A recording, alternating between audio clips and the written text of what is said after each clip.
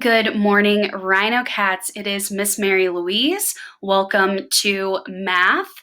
Typically on Tuesdays, we talk about operations, meaning addition, subtraction, multiplication, division. Today, we're going to switch it up a little bit and focus on place value. I got a special request. And keep in mind, you can always send me a special request through email or on the phone and let me know if there's something in particular you want to work on. This week, I got a special request for regrouping. So I want to do a lesson on regrouping. And instead of starting with our operations, I want to introduce regrouping with place value because I feel like if you have a good understanding of place value, meaning you're familiar with a digit's worth based on where in a number it is. If you're able to identify your ones, your tens, your hundreds, you are definitely going to be able to add and subtract and regroup much more easily. So today we're going to focus on place value. And I promise this is not the last lesson on regrouping we are doing. This is just an intro. I thought this was a good place to start. So last week we identified a place a digit was in. We called that the ones place, the tens place, the hundreds place, depending on where that digit was in a number.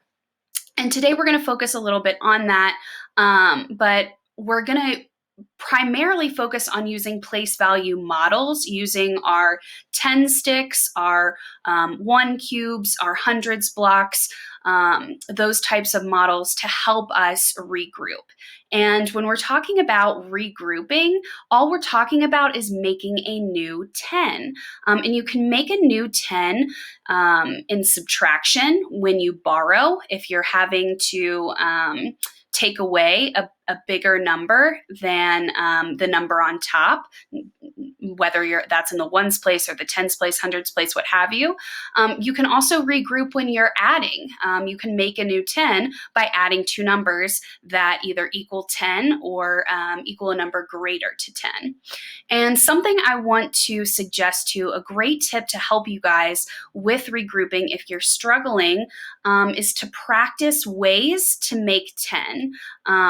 As long or the more you practice rather with making tens, you will be it will be much more easier for you to regroup. So I suggest if you're struggling coming up with numbers that when added together equal 10, you make index cards. So for example, you can write 1 plus 9 on the front of an index card, on the back write 10.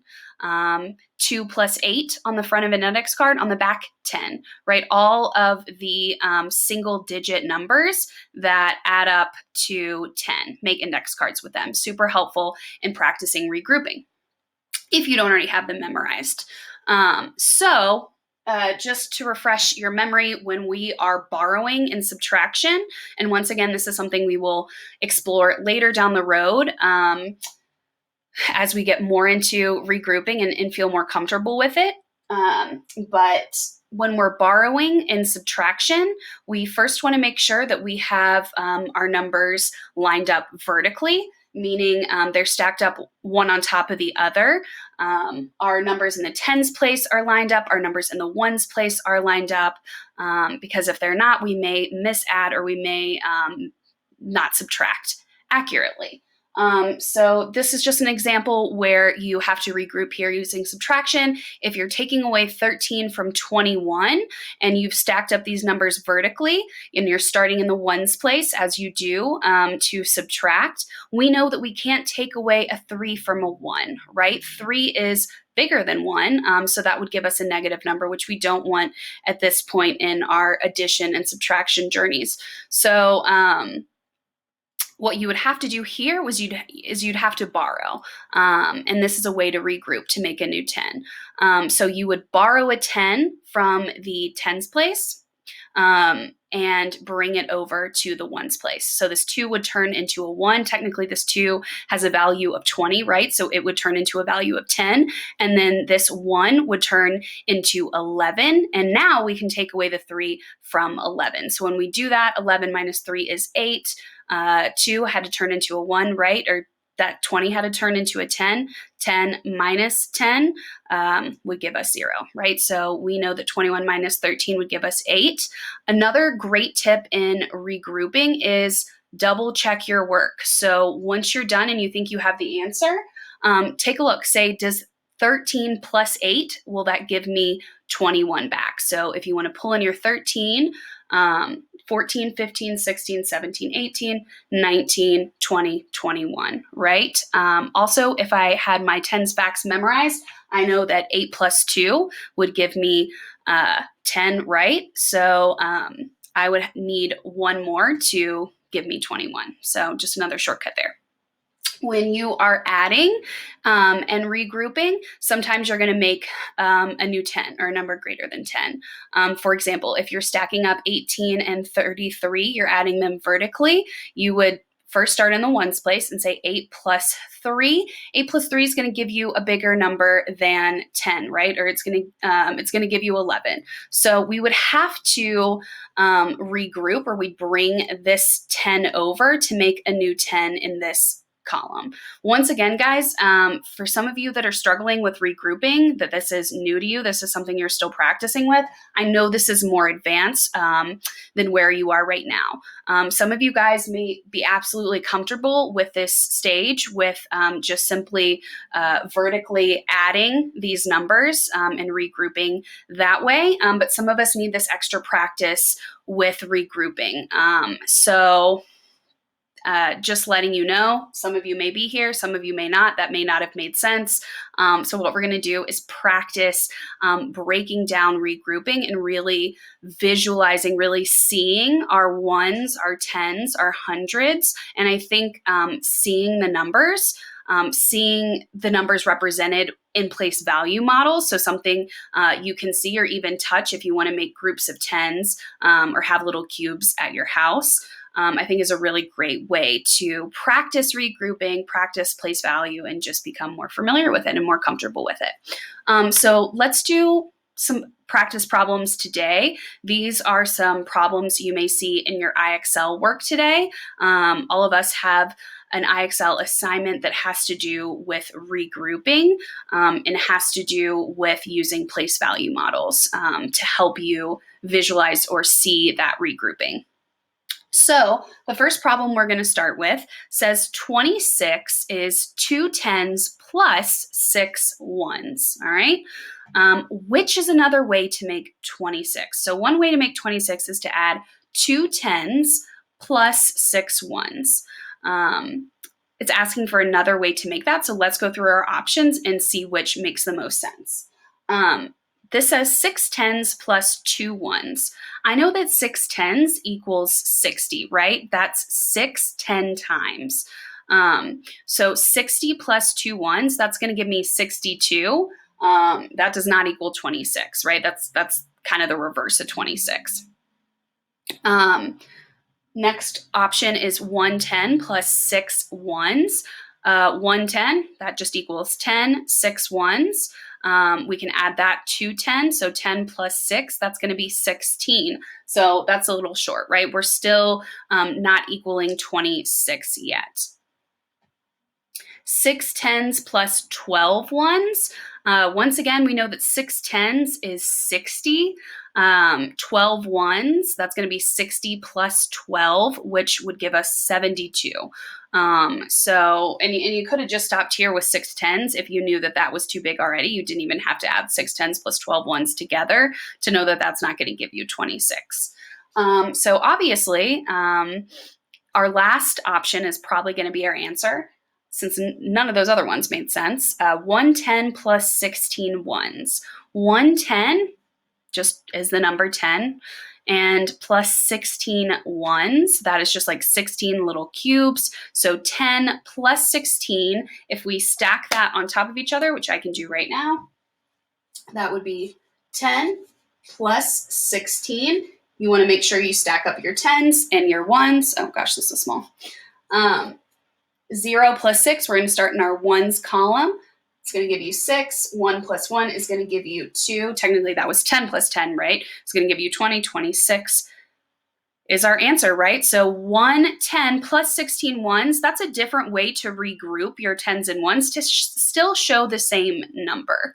I think that if you were to draw that out, though, 110 and then 16 cubes or 16 little squares, that's going to be a lot to draw. That's going to be a little confusing to see on paper. So obviously, the best way to show 26 would be through 2 10s and 6 1s, but just giving you another option how to show a number so you're familiar seeing a number in different ways.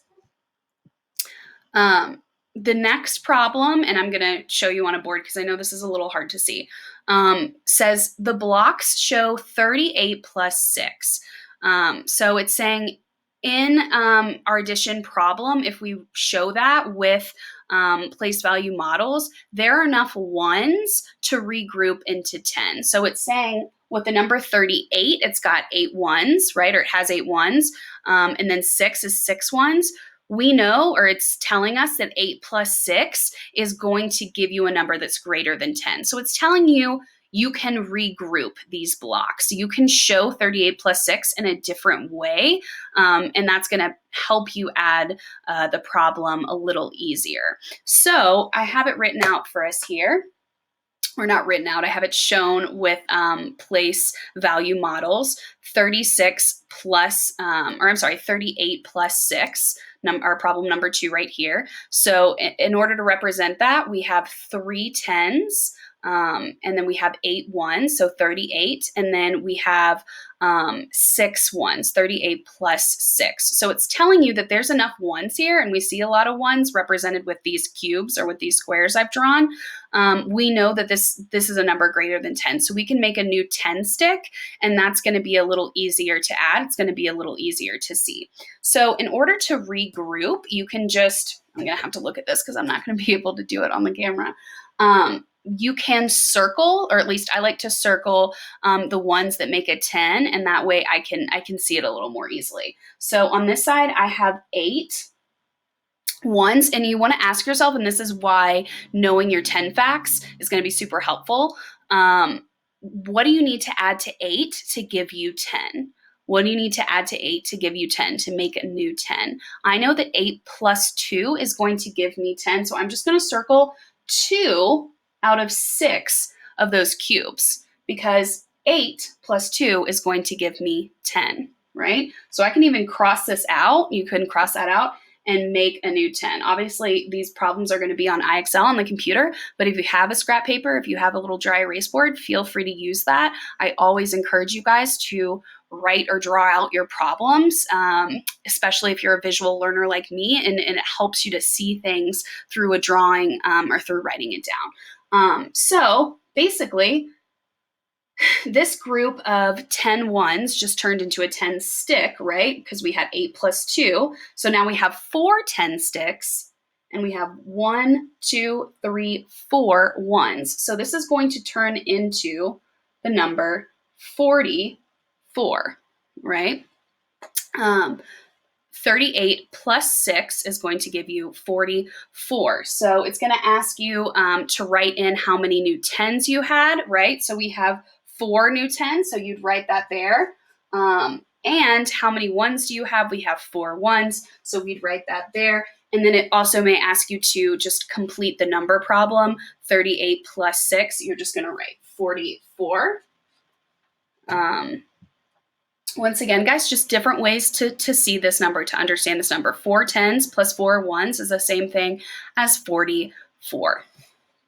And then last but not least, our next problem says, I'm just going to read it to you, and I'll push back up this camera. The blocks show 16 plus 17. And once again, it's saying there are enough ones to regroup and make a new 10. So we have the number 16 plus 17, and that is right here on problem number 3, represented right here through 1 10 stick, and 6 ones, and then another 10 stick and 7 ones. So 16 plus 17, it's asking you to regroup this number.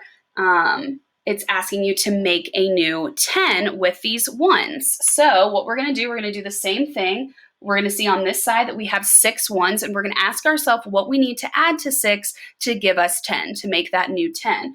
I know that 6 plus 4 equals 10, so I know that I'm going to circle 4 cubes on this side. So circle your 6, come around, circle 4 there, and you've made a new 10. So you can even cross this out, draw a new 10 stick. Now we have 3 10 sticks as opposed to 2, but we only have 1, 2, 3 ones left since we took the other ones to make that new 10. So my new number is going to be 3 10s, 3 ones. That's going to give us 33. So that's what you would write in there if it asks you to show in the blank how many new 10s you have, how many new ones, and then the final product or the final answer, which would be 33. All right, guys, once again, I know this was a lot of information, and that's because we're all on different levels. Some of you guys are more comfortable with regrouping and are able to add and subtract pretty easily, just stacking up your numbers vertically. Some of you guys are working on getting there, and that's totally fine.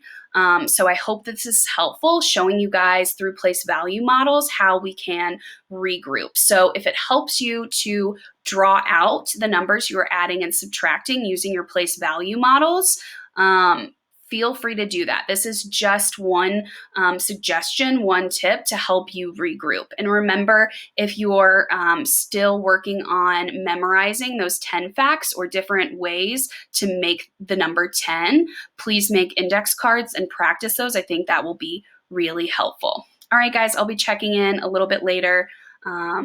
Good luck with your IXL activities that you can find in the description under this video.